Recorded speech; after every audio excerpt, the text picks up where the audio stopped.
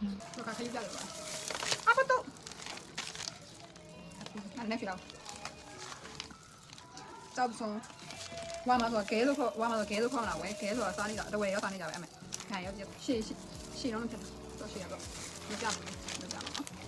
အဲ့ဒါမှအရှင်ဆိုလို့ရှိရင်တော့အရှင်ဆိုရင်7သိန်းကျော်လောက်ပေါက်တယ်အခုကဘာဖြစ်တော့ဆိုလို့ရှိရင်တော့3သိန်းလောက်ပဲရမှာစားမယ်ဒီနေ့ကတဝဲလို့ဆိုရင်ခဲအမလို့ဆိုရင်ကြောက်ဆုံးအဲ့ဟာပြမှာပေါ့နော်အဲ့ဟာကိုဟိုအကောင်လိုက်ပြမှာအဲ့ဒီအကောင်ကစားလို့ရှိရင်လည်းနည်းပဲရတာမဲ့ကန်ရတာတော်တော်ကြီးရယ်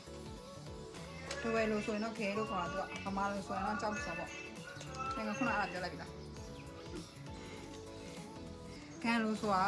ပလောဆောင်းလာဝဲတဝဲလို့ဆိုတာ